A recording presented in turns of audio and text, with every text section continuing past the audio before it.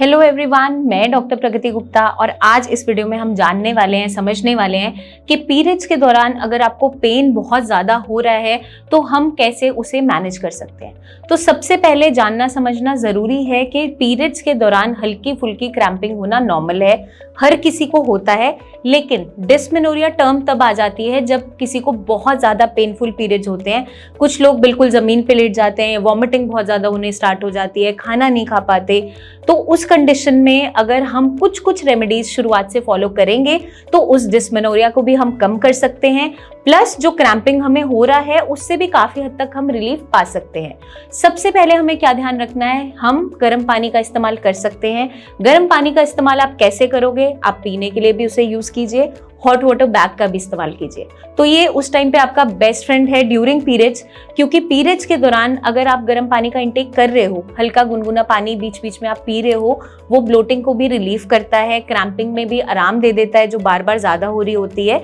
साथ के साथ हॉट वाटर बैग अगर आप साथ रखते हो तो आपको ऑफिस से या फिर किसी मेजर इंपॉर्टेंट इवेंट है या काम है उससे भी छुट्टी लेने की ज़रूरत नहीं पड़ती, क्योंकि आपके मसल्स को ये रिलैक्स करता है। जो क्रैम्पिंग हो रहा है उस पेन को कम करने में, रिलीव करने में ये मदद करता है। इवन आपके बैक पेन जो हो रहा है, लोअर बैक पेन होना है या लोअर एब्डोमेन में पेन बन रहा है, उसको रिलीव करने में ये काफ़ी ज़्यादा हेल्पफुल साबित हो सकता है।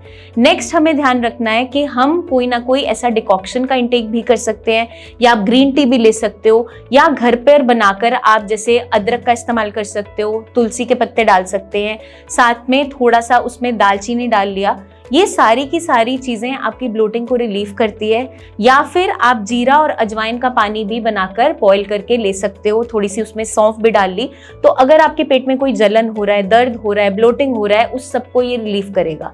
तो ये आप अपनी डेली रूटीन में ऐड ऑन कर सकते हो। साथ के साथ ड्यूरिंग पीरियड्स भी थोड़ी थोड़ी serving multiple times during winter specially आप ले सकते हैं आराम से।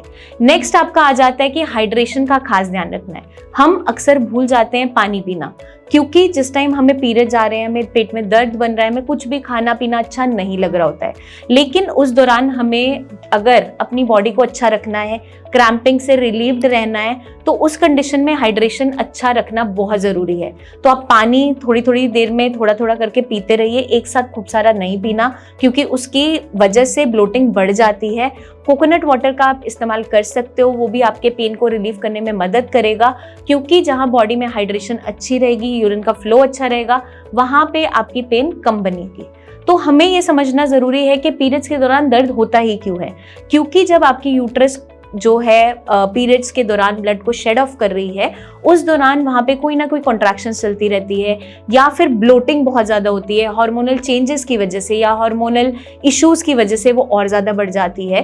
तो उसको अगर हम रिलीव्ड रखना चाहते हैं तो हाइड्रेशन बहुत इंपॉर्टेंट है। तो उस चीज़ को हमें अच्छे से फॉलो करना है। छोटी छोटी फ्रीक्वेंट मील्स आप लीजिए, एक साथ खाना खूब सारा नहीं खाना। अक्सर हम गलती क्या करते हैं, हम या तो बिल्कुल खाली पेट रहते हैं, उसके बाद हमारा दर्द बढ़ जाता है, या फिर हम खाना जब खा रहे हैं तो खूब सारा एक साथ खा रहे हैं क्योंकि क्रेविंग्स हो रही है।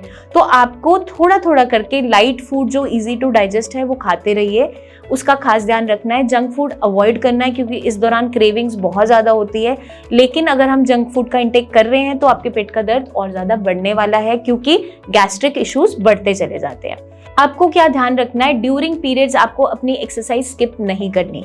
As per your energy, as per आप कितना बेयर कर पा रहे हो, लाइट एक्सरसाइजेस आप कर सकते हो, जैसे हल्का फुल्का वॉक आप कर सकते हो, लाइट स्ट्रेचिंग आप कर सकते हो। बहुत हेवी कार्डियो या वेट ट्रेनिंग आपको नहीं करना है, बट लाइट एक्सरसाइजेस हम आराम से कर सकते हैं। तो इसके अंदर आप चाइल्ड पोज कर सकते हो, कैट एंड कैमल पोज कर सकते हो। ये जो आपकी बॉडी को हल्का हल्का स्ट्रेच देता है, ये आपके पीरियड्स के पेन को रिलीव करने में मददगार होता है। ये आपको सिर्फ अचानक से पीरियड्स के दौरान शुरू नहीं करना है, आप पहले इसको 1 मंथ पहले सब कुछ करना अपनी रूटीन के अंदर स्टार्ट कर दीजिए। जब आपके पीरियड्स आ रहे हैं तब भी आप ये सब एक्सरसाइजेस करोगे तो कभी भी आपका पेन बढ़ेगा नहीं, एनर्जी लेवल भी अच्छा बना रहेगा। तो इस चीज़ का हमें खास ध्यान रखना है। नेक्स्ट आपका आ जाता है सीड साइक्लिंग। तो हम क्या कर सकते हैं, फ्लैक्स सीड्स हो गया, पंपकिन सीड्स हो गया, इसको रोस्ट करके इनका पाउडर बना सकते हैं, या वैसे भी कंज्यूम आप करना चाहें तो कर सकते हैं। 1 से 2 चम्मच हम ल्यूटियल फेज से पहले, मतलब जस्ट पीरियड्स आने से पहले अगर हम इंटेक करते हैं, गर्म पानी के साथ आप ले सकते हो, किसी खाने में ऐड कर सकते हो, सूप में ऐड ऑन कर सकते हो। अगर हम ये सब कुछ ले रहे होंगे तो डेफिनेटली आपके हार्मोन्स इन चेक रहते हैं, आपकी जो पेन है वो कम से कम होता है। क्योंकि पेन होना नॉर्मल है, बट बहुत ज्यादा पेन होना जो बेयर नहीं हो पा रहा है वो कुछ ना कुछ हार्मोनल इम्बैलेंस दिखाता है, या बॉडी में कुछ ना कुछ गड़बड़ चल रहा है वो दिखाता है। तो अगर आप भी बहुत ज्यादा पेन से सफर कर रहे हो, जहां पे आपको बहुत सारी मेडिसिन खाने के बाद, पेन किलर्स लेने के बाद भी आराम नहीं आ रहा, तो आपको डॉक्टर से मिलने की जरूरत है और ये टिप्स को अपनाने की जरूरत है, क्योंकि ये काफी मददगार साबित होती हैं। अगर फिर भी आपकी प्रॉब्लम सॉल्व नहीं हो तो नीचे दिए हुए नंबर्स पर हमारी टीम ऑफ डॉक्टर से आप कंसल्टेशन ले सकते हैं। मुझसे पर्सनली आकर आप क्लिनिक मिल भी सकते हैं। जल्दी हम आपसे फिर मिलेंगे, तब तक के लिए अपना खास ध्यान रखिएगा एंड टेक केयर।